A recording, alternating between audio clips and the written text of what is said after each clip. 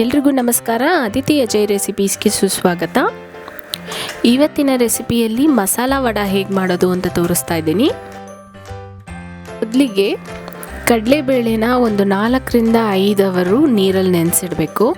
ನೋಡಿ ಈ ರೀತಿ. ಮೇಲೆ ಮಸಾಲಾಗೆ ರೆಡಿ ಮಾಡ್ಕೊಳ್ಬೇಕು. ಅದಕ್ಕೆ ಒಂದು ಮಿಕ್ಸಿ ಜಾರ್ಗೆ 1 ಇಂಚಷ್ಟು ಚಕ್ಕೆ,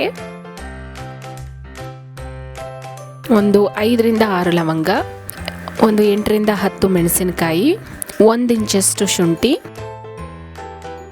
ನಾನಿಲ್ಲಿ 1 ಮುಷ್ಟಿಯಷ್ಟು ಅಕ್ಕಿನ ನೀರಲ್ಲಿ ನೆನೆಸಿಟ್ಕೊಂಡಿದ್ದೀನಿ. ಯಾಕೆ ಅಂತಂದರೆ ವಡೆ ಗರಿ ಗರಿಯಾಗಿ ಬರುತ್ತೆ. ಮತ್ತು ನೆನೆಸಿಟ್ಕೊಂಡಿರೋ ಕಡಲೆಬೇಳೆಯಲ್ಲಿ ಒಂದು ಅರ್ಧ ಕಪ್ಪಾಗುವಷ್ಟು ಕಡಲೆಬೇಳೆನ ಹಾಗೆ ತೆಗೆದು ಸಪ್ರೇಟಾಗಿ ಇಟ್ಕೋತಾ ಇದ್ದೀನಿ. ಇನ್ನು ಮಿಕ್ಕಿದ ಕಡಲೆಬೇಳೆಯಲ್ಲಿ ಸ್ವಲ್ಪನ ಮಿಕ್ಸಿ ಜಾರ್ಗೆ ಹಾಕೋತಾ ಇದ್ದೀನಿ. ಇದನ್ನು ಚೆನ್ನಾಗಿ ಗ್ರೈಂಡ್ ಮಾಡ್ಕೋಬೇಕು, ಪೇಸ್ಟ್ ಥರ. ಇದರಲ್ಲಿ ಚಕ್ಕೆ ಲವಂಗ ಎಲ್ಲ ಹಾಕಿರೋದ್ರಿಂದ ಫೈನ್ ಪೇಸ್ಟ್ ಮಾಡ್ಕೋಬೇಕು.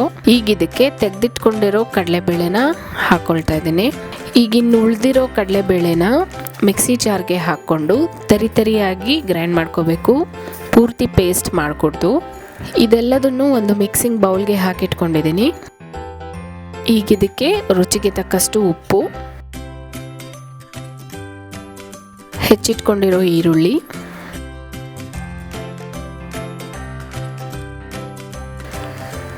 ಕೊತ್ತಂಬರಿ, ಇದನ್ನೆಲ್ಲ ಚೆನ್ನಾಗಿ ಮಿಕ್ಸ್ ಮಾಡಿ ಈ ರೀತಿ ಇಟ್ಕೋಬೇಕು.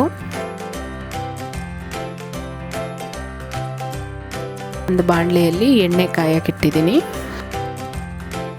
ಈ ರೀತಿ ತಟ್ಟಿ ಎಣ್ಣೆಗೆ ಹಾಕೊಳ್ಬೇಕು.